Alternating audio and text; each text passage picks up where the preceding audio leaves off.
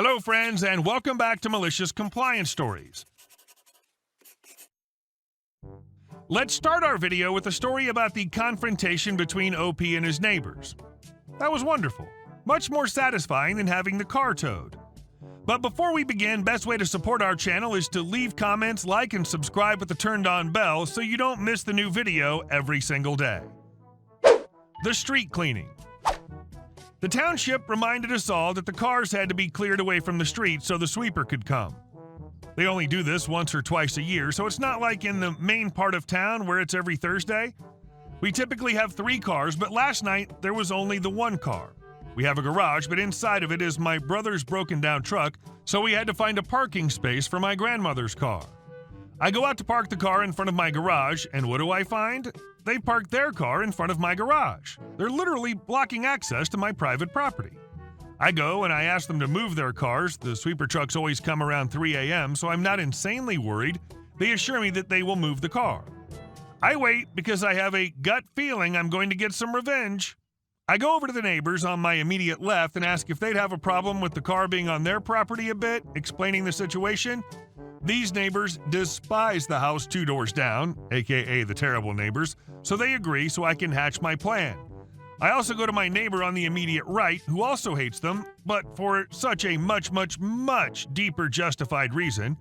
I ask him to move his giant truck closer to my garage and barely inches from their bumper.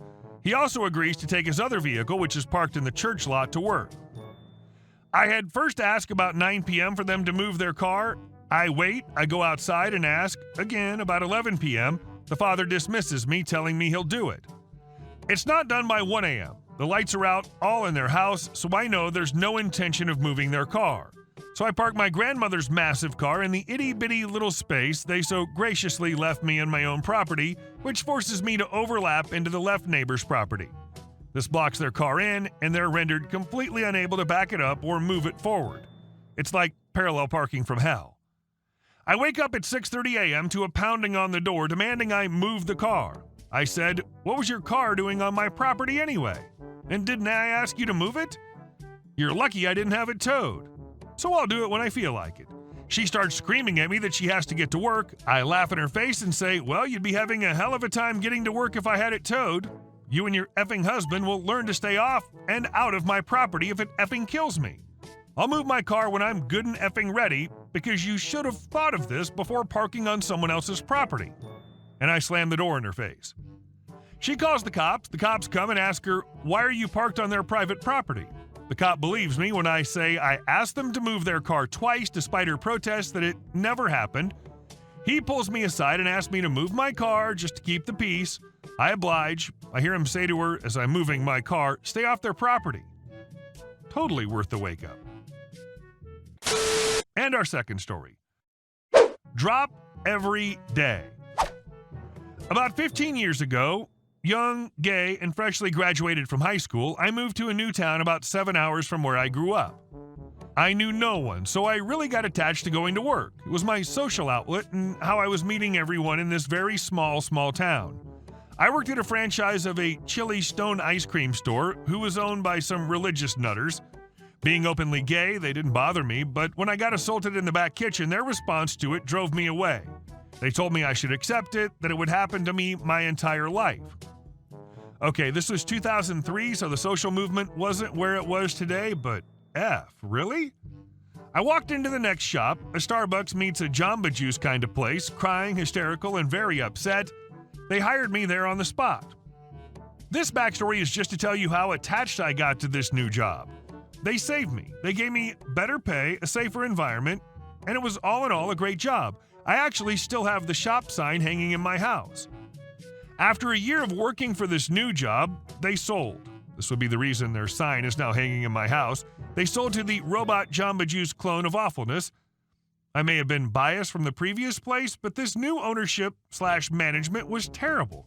They had awful rules, no training, literally none. We didn't know how to change the new juice canister, so for weeks we were serving moldy and rancid juice because not a single one of us knew how to change it. When we told them about this, they called us idiots and how we couldn't have figured it out on our own. My mistake, asking for training, crazy, right? Since I was the highest seniority employee they brought on from the previous place, I had become the new store manager. This meant I got to handle all the money. They wanted daily drops, daily, 7 days a week. They wanted me to go in and collect the money, take it to the bank, and deposit it. Where we lived had intense winters, so even to just go in and do a quick deposit would take about 15 minutes in the store and about an hour of me driving through snow and blizzards out of the comfort of my home. I tried to explain to them that we should wait and do every 2 to 3 day deposits, but they wouldn't hear it. It was like working for the previous Chili Stone place. They were absolutely terrible. Well, California has this great law that no matter how long you were clocked in, you automatically get 2 hours of paid time, even if you were only there for 15 minutes. The computer fantastically automatically changed this for you too. I didn't have to use my manager status to falsify anything. So I started doing daily deposits at 15 minutes a shift that were instantly changed to 2-hour shifts in the computer. This was just the cap on the iceberg. California has yet another great law. If you work 7 days in a scheduled work week without a day off, you automatically get double time on the 7th day. Because of my treatment, I never really wanted to be there anyways. The only real job I did was to make a schedule, do the money drops, and that was about it. So for a few months, I only truly worked 1 day a week, the 7th work day of the week. I got approval from my regional manager as I told him I was going back to school. So every day I would go in, do the deposit, get my 15 minutes in the office, automatically switch to a 2-hour shift. Then on my 7th day, I would work a full 8-hour shift at double time. Over a few months, I think it was 2 full months and 4 very satisfactory paychecks, I accrued 96 hours of pay for logging in for 15 minutes. Then I got 64 hours at double time for making schedules and doing bank deposits. When they found out, they weren't happy, but I followed the letter of the law with their manager's approval. When they called cussing me out, I quit on the spot and went to work for Jamba Juice, who actually knew how to make a smoothie. It's entirely OP's right to be aggrieved by the situation, and OP's very survival here indicates that he seems to be dealing with life pretty damn well. And our next story. Karen wants $1,000 cash for a $10 coupon sent to the wrong address. Pays more in legal fees. This story's from a few years ago when I worked in the legal department of a 1,000-plus store national retailer. As part of my job, I handled customer complaints that elevated when the customer threatened legal action. Our customer service call center forwarded Karen's call to me after she threatened legal action. Karen left a message claiming that she was not provided $10 in customer reward coupons, spend $200, receive a $10 coupon in the mail sort of thing. This was before apps, based on her purchase of clothing for her son and daughter for back to school. I looked into it and called Karen back. It turned out we had an old address associated with her rewards account. No big deal, right?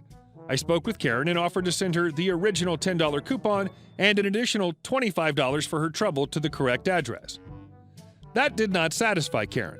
She claimed we should have known her address and threatened to sue us if we didn't pay her $1,000 in cash. Her rationale was that it would have cost us at least $1,000 to defend the suit. She was in a state where our company did not have any offices, so we should just pay it to her. I declined, but still forwarded her the $10 coupon she was entitled to pursuant to our rewards program. Sure enough, she sued us for breach of contract, fraud, and any other conceivable charge. I went to my boss, the COO, and told him the story. He asked what I wanted to do. I said I'd rather pay legal fees to a defense attorney than pay Karen, and he agreed. I contacted outside counsel, our awesome attorney, and explained the situation to him. I crap you not, he said in a southern drawl, I get to sue Karen? I should be paying you guys. There's a lot of lawyers in this legal community who'd love to sue her as she's reckless, unpleasant, and a total pain in the rear to deal with. I'll gladly take your case. He agreed to defend us at a reduced rate. Part of our defense strategy was to countersue her under the state's frivolous lawsuit statute, which would move the suit from small claims court to the larger civil court. Awesome Attorney filed our answer and counterclaim. Although Karen was an attorney, she was not a defense attorney, so she had to engage her own attorney to defend against the counterclaim. After a couple of hearings, she offered to settle for no more money exchanged. She didn't even get the extra $25 coupon I offered her and the dismissal of both suits. I talked with Awesome Attorney about continuing our claim, but he advised that it'd probably be worth settling and being done with it rather than being vindictive. Although vindictive would have been fun. Courts tend not to like that, so I agreed. My company ended up paying Awesome Attorney $900 in attorney fees. Awesome Attorney later called and told us that the attorney Karen engaged charged her $1,700 to defend the suit. Although I would like to have continued with our suit, I think her having to pay $1,700 over a $10 coupon sent to the wrong address is sufficient justice. And our last story. HOA Karen and disabled veteran. I've been out of the Army for 3 years now after getting injured. I still can't run for more than a couple of minutes due to shrapnel in my back, but that's not the point now. About 3 months ago, my beloved grandmother passed away. Since I was the only one who visited her more often than once a year, that's how my other relatives did it, I tried to come at least once every 2 weeks. Sometimes I even managed to stay with her for a few days, taking time off work. I work as a salesman at a firearms store. So here's the thing. I settled in my grandmother's house, and it turned out that this house, the one to the right, and the one across the road are all part of the homeowners association, plus there were a bunch of other houses to the right of mine. I essentially lived on the edge, bordering Karen's infernal territory. A week after I moved there, I realized I had bad neighbors. Karen sent me a letter saying my curtains should be in pastel shades. Curtains in my house, Carl, were green. Of course, I ignored that letter. Then came a phone call, something like this, as far as I can remember. Kay, hello? Me. Yes, hello. Kay, hello? Me. Yes, I'm listening. Kay, this jerk picked up the phone and ignored me. Me. I'm sorry, who's this? Some guy. Honey, I told you the phone was broken. The repairman will come tomorrow. Kay, shut up. I remember all this. He was supposed to be here for me yesterday. She hangs up. Yes, back then we still used landline phones. In the evening, when I was in my backyard, Karen came to my house. I didn't hear the doorbell, but I heard Karen shouting in the hallway.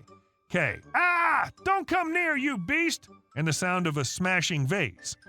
My Labrador heard someone entering the hallway and went to greet them, wagging his tail like most Labradors do, as far as I know. Karen started yelling and threw my grandmother's vase at the wall. Thank God it didn't hit my dog, or I would have shown how firearms store employees and former soldiers can shoot. With screams, she ran for the exit. I heard some commotion outside, and by the time I got to the front door, my back was hurting that day after work. Karen was already running away somewhere. About an hour later, the police arrived. Yes, Karen called 911 on me because, according to her, my dog attacked her and she intended to press charges against me. Karen came with them, sporting a massive bruise on her face. K. Officer, arrest him. He sicked his dog on me. Me. Karen. What happened to your face? K. It's all your dog's fault. Officer saw the Labrador following me from my house and asked what happened. K. My husband's a lawyer. I'll sue you. Officer, please calm down. Me. She entered my house while I was outside, threw a vase at my dog, and ran away. Thank God she's not strong-handed or she would have ruined my wall. K. How dare you? I'm one loan of the HOA board. Officer said to his partner to take Karen away. Me. Officer, I have footage of my indoor security cameras. I installed them to watch over my grandmother while she was ill. We went to watch the video on my laptop, and I heard Karen shouting from the street. Consider yourself in jail already. I grabbed my laptop, and the video showed it all. Karen sneaking in through my front door, throwing the vase, then fleeing. She tripped on the steps and fell on my lawn. Then she tore up a piece of grass and ran towards her house. The officer asked if I wanted to press charges, and I said, of course. I hope this will teach Karen a lesson about following HOA rules she's not even a part of. Hey guys, thank you all for watching the video. I'll see you in the next one.